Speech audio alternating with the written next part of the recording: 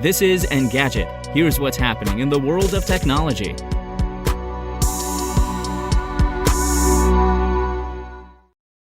It's Thursday, March 2nd. The United States Postal Service isn't pinning all its electrification hopes on next-gen mail delivery vehicles. The service has signed a contract to buy 9,250 Ford E-Transit electric vans, with the first units arriving in December. The handover should be complete by the end of 2024, Ford adds. The USPS is also placing its early orders for over 14,000 charging stations for its facilities across the country.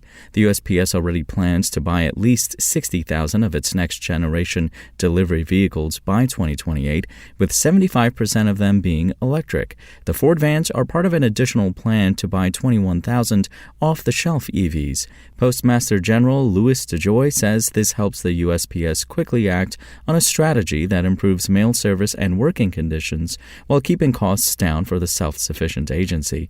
The total vehicle investment is expected to cost $9.6 billion, including $3 billion in funding thanks to the Inflation Reduction Act. The charging network may not grow as quickly. The USPS expects to provide chargers to at least 75 locations within the next year, but doesn't estimate how it will expand in following years.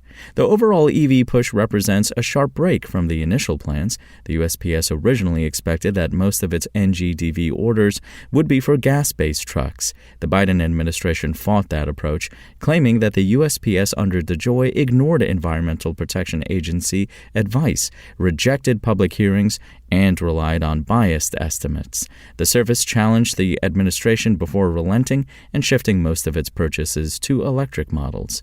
The transition will play an important part in the government's plan to cut greenhouse gas emissions for itself and the country at large. The USPS represents the largest federal vehicle fleet. Its EV purchases will have a significant impact relative to other agencies. And Jack Dorsey's new Twitter alternative, Blue Sky, is now available in closed beta on the App Store. The invite-only app could soon join a crowded field of budding Twitter competitors, including Mastodon. Interested users can submit their email addresses to join the waitlist. The Blue Sky app reportedly borrows heavily from Twitter. However, it includes minor differences like what's up in place of what's happening, along with a simplified process of creating a post, which can also include photos, by selecting a plus button. Otherwise, it has familiar features like searching for and following users and viewing their posts on a home timeline.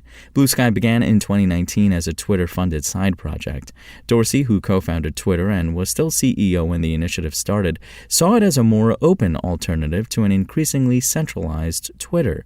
Then Blue Sky spun off as its own company in 2021. Dorsey has said he believes social media should be free of corporate or government control and that only authors should have the power to remove their social media content.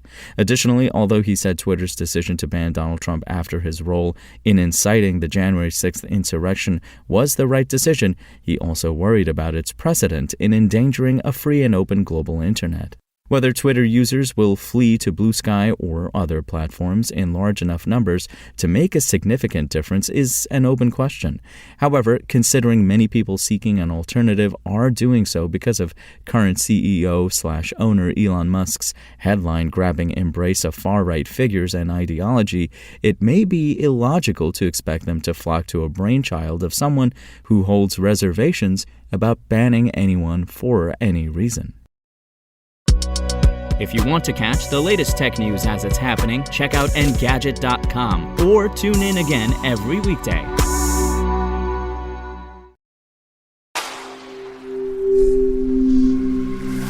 Spoken Layer.